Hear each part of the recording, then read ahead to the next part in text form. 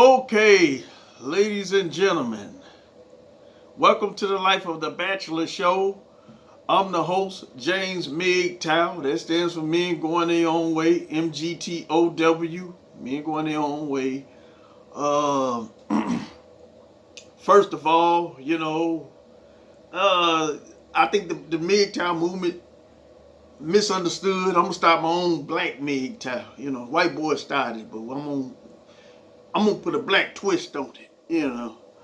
Uh, I'm gonna put some soul on it, what I'm saying? But it's just, the brothers, they just want to do their own thing.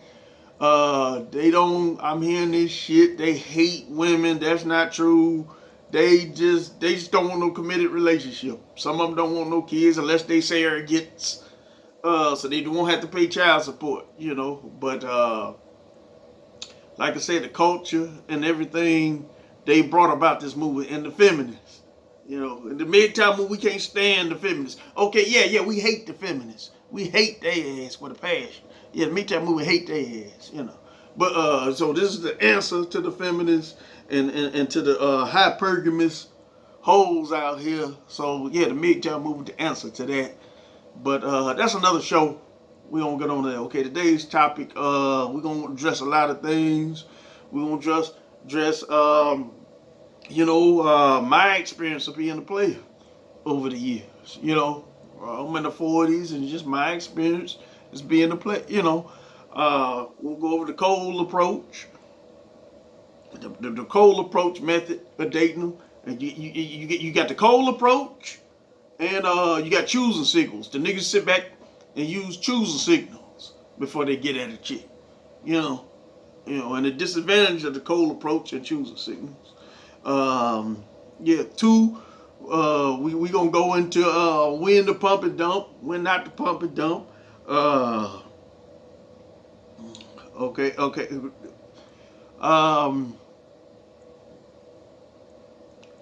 We gonna go into we're gonna go into 4 about I had condoms all over the floor at my brother pad when I stayed in Milwaukee. I had condoms all I had a condom collection. That was a shrine. We're gonna address that. We'll address that last. Yeah. Okay. So okay. First of all, we're gonna go into the cold approach. My life as a player. I'm still a player. When I went back to Milwaukee. I left Memphis and went back to Milwaukee. Okay, one of the methods first of all, it's easier to be a player in Milwaukee than Memphis. Even though Memphis is a blacker town, if you gonna have more success with African American women if you're African American versus Milwaukee. Milwaukee didn't. Well, now they like 60-some% black Milwaukee now, but back then Milwaukee wasn't that. It was like 30% black when I was staying there. But anyway. Okay, the cold approach that I use, okay, first of all, fellas, okay, it didn't matter, it wasn't about your ride. I had a Toyota Camry and ran through them homes.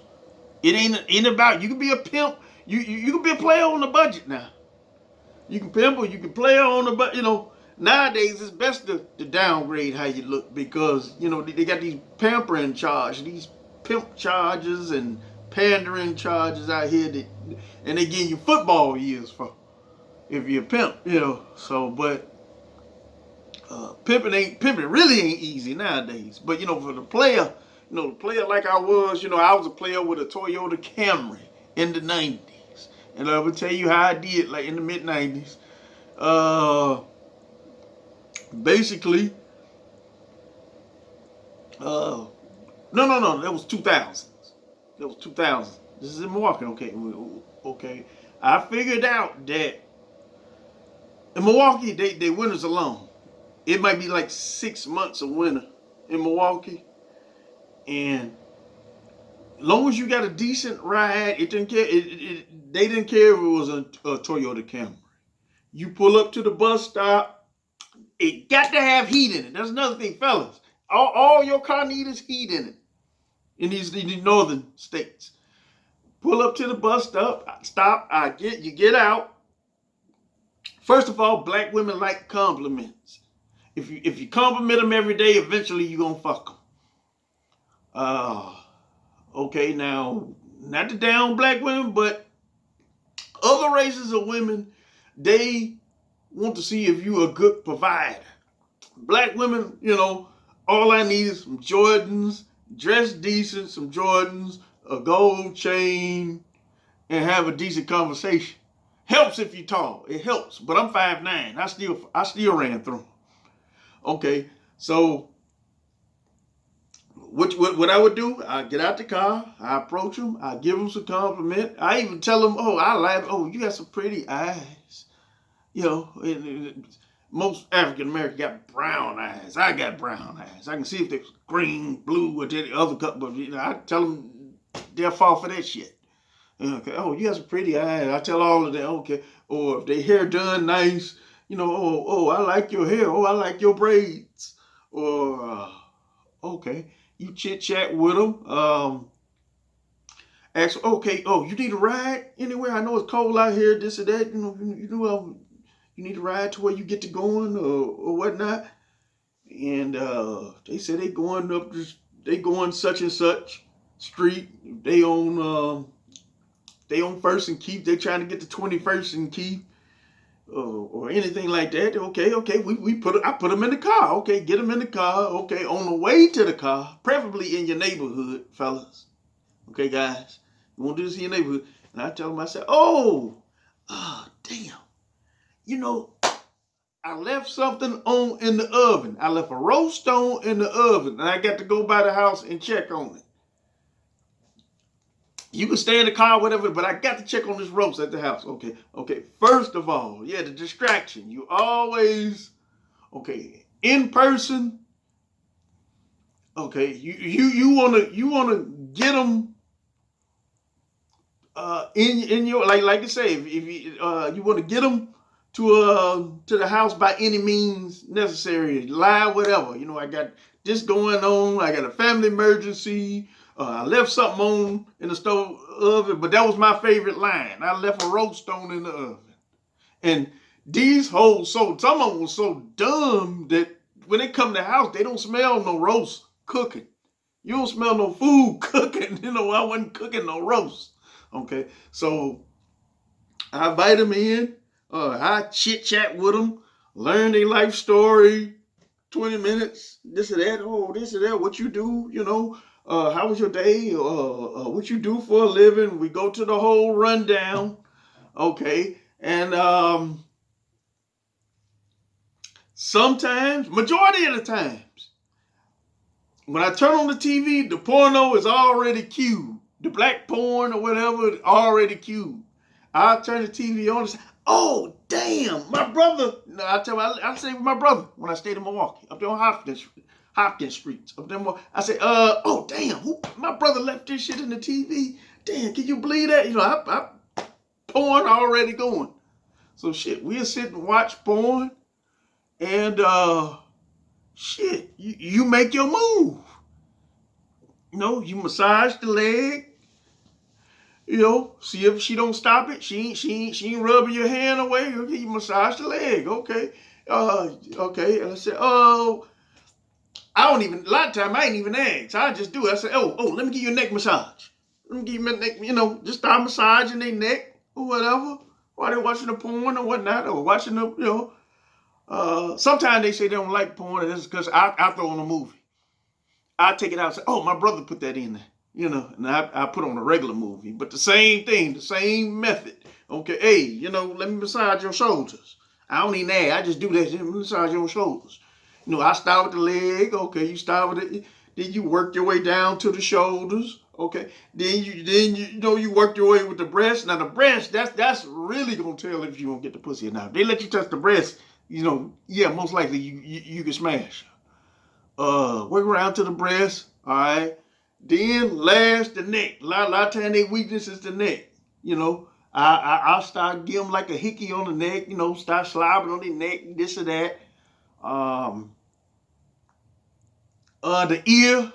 Shit, if the ear is clean, shit, stick your tongue in the ear. Whatever. And go back to the breast. Massage the breast. Okay, then shit, I take them and I grab the arm, fella, grab the arm. Just gotta say, hey, let's go back. Let's go back in the room right here. Let me holler at you back here. Let me holler at you in the room. It was that easy. I did it over and over and over, time and time and time again. And so that's some of the approaches that you can use. I ran through a lot of them. I ran through them like water running through a faucet. I'm Milwaukee and Memphis, so I'm just helping fellas on game that you can use or whatnot. Okay, now number two. Okay, no, that was number one. Okay, number two. Okay, how to pump and dump. How to pump and dump. Okay, when to pump and dump. Okay,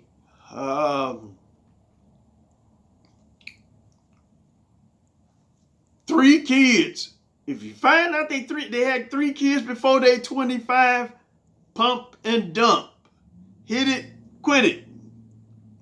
After you nut, you don't know. So it's just like, okay, because the sexual market value, women got a sexual market value. Okay, 3 kids before you 25. Okay, I wouldn't advise marrying that. No. You're going to be behind, excuse me. Okay, you're going to be behind the 8 ball. You're going to be constantly behind the 8 ball. She's already 25 with 3 kids already. All right. Then you're going to fuck around and might knock her up, hit the raw, knock her up. So that's 4 kids. So that's, and the average brother probably make about $30,000 a year, something like that. Raising 4 kids on $30,000 a year, the average brother, no, you ain't gonna make it. You're gonna stay behind the 8 ball. You're gonna live a life of poverty. A lot of times when the kids in a poverty situation, they join gangs, they end up being fuck ups. White man already been building penitentiaries for their ass already. So, avoid the chicks with 3 kids. That's one indicator, young brothers. Avoid the chicks 3 kids before 25. Don't pump and dump. That's when you pump and dump. You hit it, you quit it. I did it many a times, far as I know, there's no kids out here, far as I know, but some women that they didn't meet my criteria, they didn't look the way, they wasn't my type, or they had too many kids, or they was broke. Yes, I pumped and dumped. I pumped and dumped. Some of them didn't wear no condom, whatnot, and this is, this is like before I'm older. AIDS wasn't rampant like it is now. But, in the 80s, I lost my virginity in 83, to a chick. And I was about, I was 14. I think I was like 13 or 14. Of course, I didn't want no family right then. I didn't want no kids right then. Why, I mean, the sister, I think she's a little older than, I think she's about 16 or whatnot. But yeah, I pumped it up. I shot my load or whatever. Then she got in trouble with something or said something. It was some kind of, I think she got caught out the curfew or whatever, and they asked me if she was me or whatever. I didn't give a fuck. It is what it was. It was, I ain't give a fuck. I wasn't ready for no family right then. I wasn't, just that on that. Just some chicks. You got to know when to pump and dump. Okay, fellas, when to pump and dump. Okay, like I said, 3 kids over 25, pump and dump. Not submissive.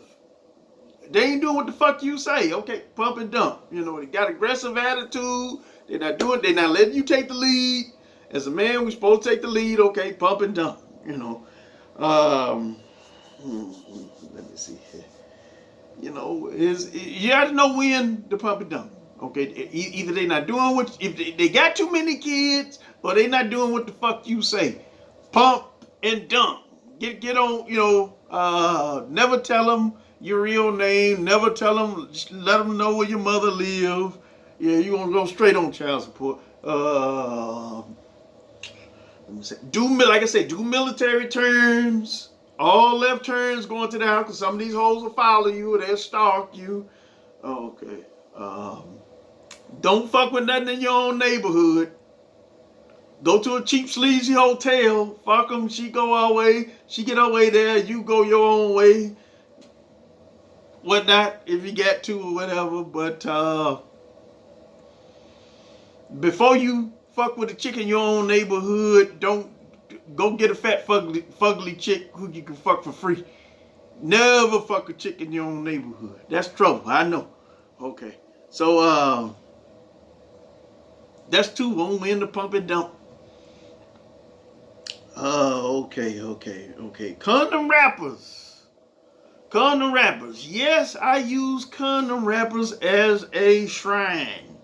Condom wrappers was a shrine to me.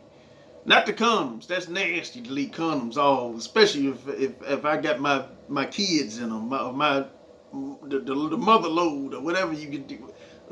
If that's nasty. But the wrappers, they just condom wrappers. I stayed with my brother in Milwaukee. That was my shrine. I had so many condom wrappers over that floor, and still fucked hoes. I still got them, and the wrappers were still over the floor. I still fucked them. Still ran through them. They went like, damn, this nigga going through with these rappers on the floor. That's just how dumb some of these whores are. He said, condom wrappers was all over the floor.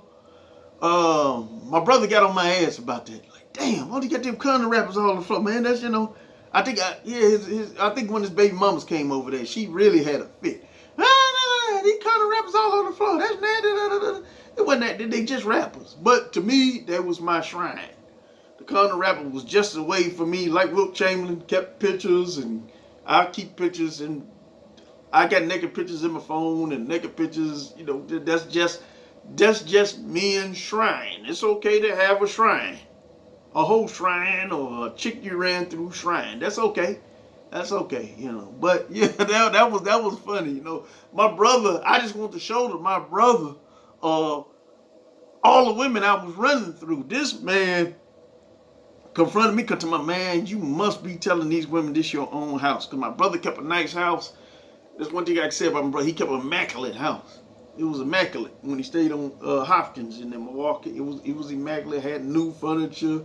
It was I think it was a two bedroom, but he had it immaculate, and he thought that I had to tell women that was my apartment just to get them. It didn't. I mean,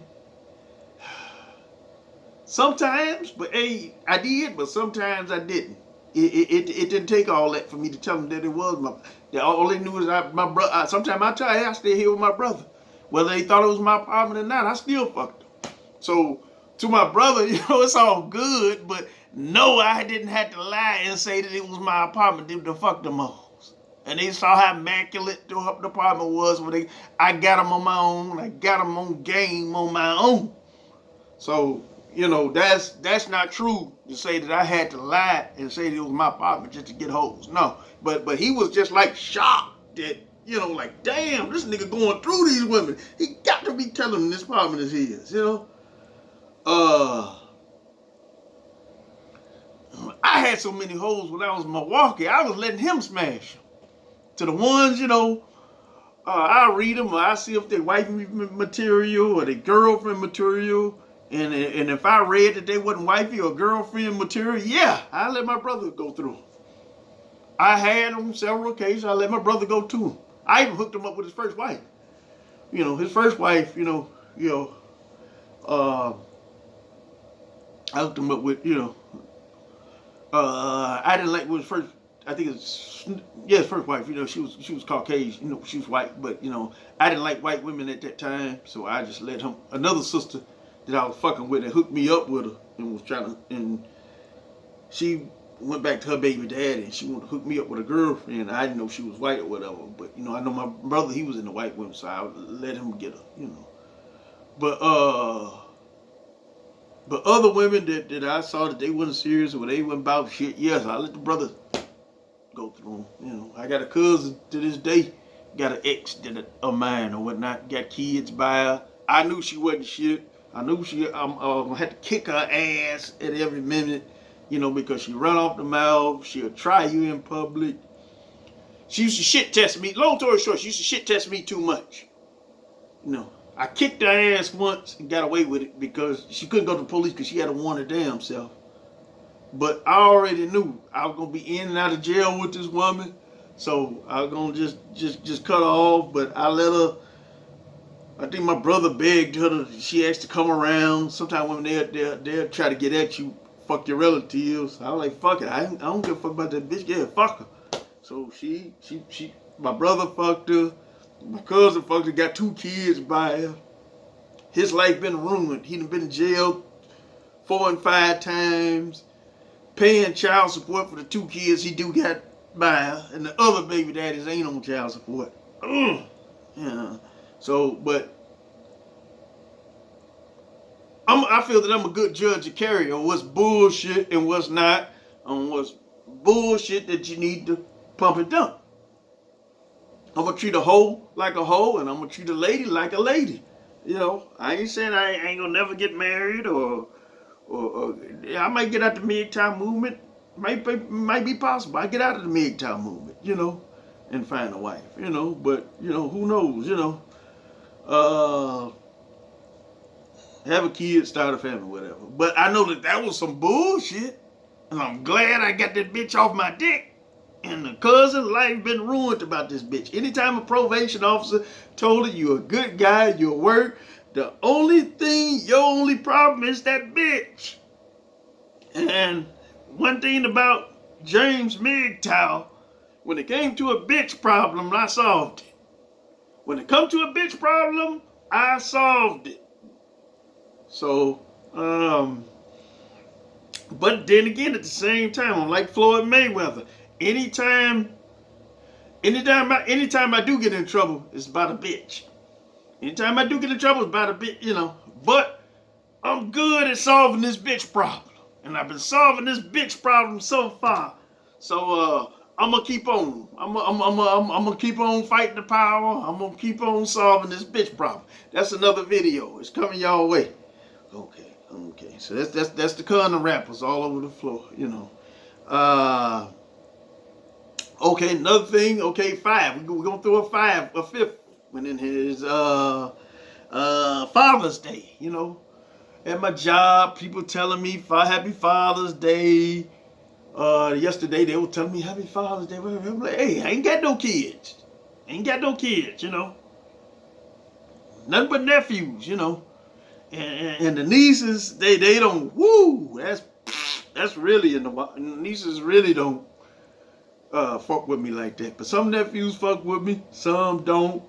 But only thing I can say like this, if I don't have no kids, I'm gonna fuck with the nephews that fuck with me, that was cool with me. Ain't no hard feelings to the nephews, whatever. But I'm gonna fuck with the ones who fuck with me. Y'all be in the wheel, y'all get the gun collection, y'all get the car collection or whatever, this or that. Say I fuck with you. If y'all fuck with me, But the Father's Day topic, is kind of. Sometimes, I get tired of people coming to me saying Happy Father's Day, Happy Father's Day. I'm like, hey, I got to correct them. I'm not a father, And 40% of black men don't have kids. I mean, Google it. Y'all can Google it. 40% of black men don't have kids. So that means that and 70-some% of black women do have kids. So that means they say it's the 80-20 rule or something like, it's 20% of the guys just having kids, they fucking the same dude. Long story short, the same women are fucking the same dude over and over. So you got a lot of guys out here with gang of kids paying all this child support. You cannot be successful with kids all over the town. That's gonna hurt your pockets, and it destroys your legacy. You got these kids, these bastard kids all over the town. They got mother's last name, okay? Your kid got a cunt last name, a female last name. Come on, that got to, that hurting your legacy, bruh. Whoever having these kids and they ain't got your, all kids should have their father's last name. Got bastard written all over it. I mean, I'm like my father. Okay, I'm gonna get it to you straight. No chaser. It is what it is. My father wasn't the most liked person in the world when he died. Small funeral. I might have to be the same way. But it ain't no thing. We don't.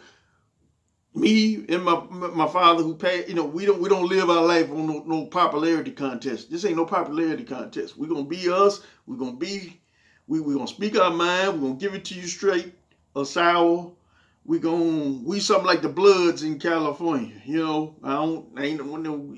The Bloods were outnumbered 5-1 in Cali, but they still proud. They do what they do. So I'm just using that analogy. My father died. He wasn't the most popular person in the family. Because he spoke his mind and told the truth. I ain't either, but we good. We like the Bloods say. We don't draw for numbers. The right empire, this MGTOW, James MGTOW, we don't draw for numbers, So that's what I got to say about that. But anyway, like, share, and subscribe. In the words of Elvis Presley, thank y'all very much. And also, Elvis, I like the fact that he's from Memphis. He was a rock star. He tried marriage. That wasn't him. Looked like he never gave a fuck about a bitch, really. He tried to get married. It didn't work. It didn't last. But I like the fact that he was a rock star. I don't know about all that racist shit he's supposed to say. A black person can't do nothing but shine his blue suede shoe. But my father told me another thing. But my father did tell me how he used to come to Beale Street, still how he played the guitar. The black man played that guitar, stole the moves of the black, But as far as all the racist shit or what he supposed to say, I don't know, But I just like the fact he was from Memphis and he was a rock star. I'm from Memphis, I do that for the MGTOW movement too. But like, share, and subscribe. And like I said, in the word of Elvis Presley, thank y'all very much.